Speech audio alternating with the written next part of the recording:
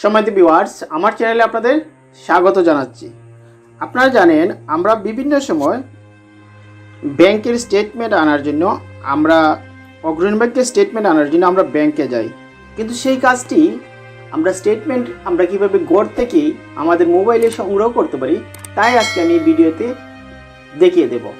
এবং আমরা অনেক সময় আমরা দেখতে পাই আমাদের বিভিন্ন টাকা আমাদের ব্যাংকে আসছে কিনা, কিংবা আমাদের ব্যাংকে এখন কত টাকা আছে, অর্থাৎ ব্যালেন্স কত টাকা আসছে বা আমার লেনদেনের হিস্ট্রি কী, তা সবই আমরা দেখতে পারবো আজকের এই ভিডিওতে। তাহলে আপনারা যারা আমার চ্যানেলে নতুন, আপনাদের কাছে বিশেষ অনুরোধ, আপনারা প্লিজ আমার চ্যানেলটি সাবস্ক্রাইব করবেন আর ভিডিওটি ভালো লাগলে লাইক দিবেন। সেই কাজটি করার জন্য আপনার মোবাইলে ডাটা কানেকশন দেওয়ার পর এই যে একটা অগ্রণী ব্যাংক অ্যাপ আছে, আমরা এই অগ্রণী ব্যাংক অ্যাপটি ওপেন করব। অগ্রণী ব্যাংক অ্যাপটি ওপেন করার পর এখানে আপনার ইউজার আইডি এবং পাসওয়ার্ড, তো ইউজার আইডি আপনার মোবাইল নাম্বার এবং পাসওয়ার্ড দিয়ে আমরা লগ ইন করবো। আমি লগ ইন করছি।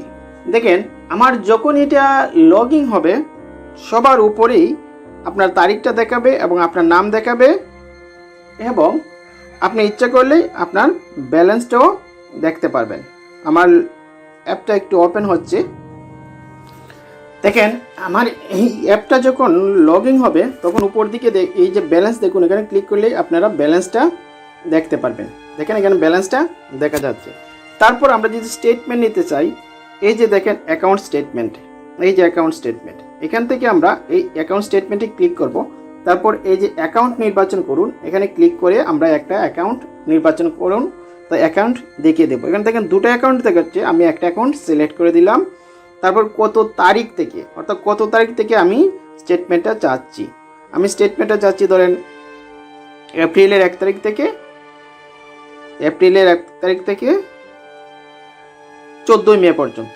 তারপর এই স্টেটমেন্টটা আপনি এক্সেলে নেবেন না পিডিএফে নেবেন, আমি সেটা সিলেক্ট করে দিচ্ছি। ধরুন আমি পিডিএফে নিতে চাই, আমি পিডিএফ সিলেক্ট করে দিলাম।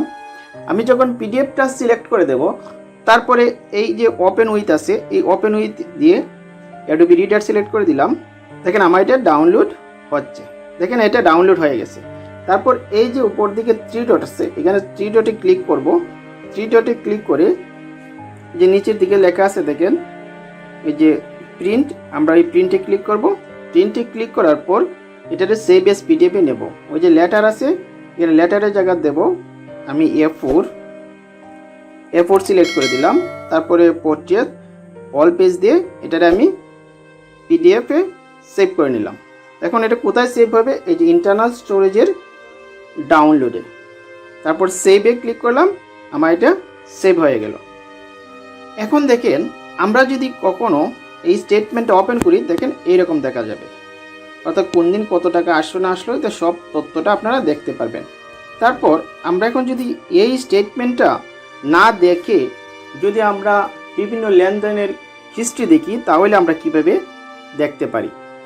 হ্যাঁ, এখানে দেখেন ওই যে হিস্ট্রি আছে উপর দিকে, ট্রান্সফার হিস্ট্রি, এই হিস্ট্রিতে যদি আমি ক্লিক করি তাহলে ওই যে অ্যাকাউন্ট স্টেটমেন্ট বা সর্বশেষ 25 লেনদেন, আমরা সর্বশেষ যদি 25 লেনদেন সিলেক্ট করি, তারপর অ্যাকাউন্ট নাম্বারটা যদি আমি সিলেক্ট করে দিই, অ্যাকাউন্ট নাম্বারটা সিলেক্ট করে দিলাম, এখানে সর্বশেষ যে 25টা লেনদেন, কী 25টা লেনদেন হয়েছে তা এখানে সম্পূর্ণটা দেখা যাবে। অর্থাৎ এভাবেই আপনারা একটি অগ্রণী ব্যাংকের স্টেটমেন্ট ঘরে বেশি সংরক্ষণ করতে পারবেন এবং তার হিস্ট্রি দেখতে পারবেন এবং তার ব্যালেন্স দেখতে পারবেন। ভিডিওটি আজ এই পর্যন্তই, তারপর আমি এটা ক্লোজ করে দিলাম।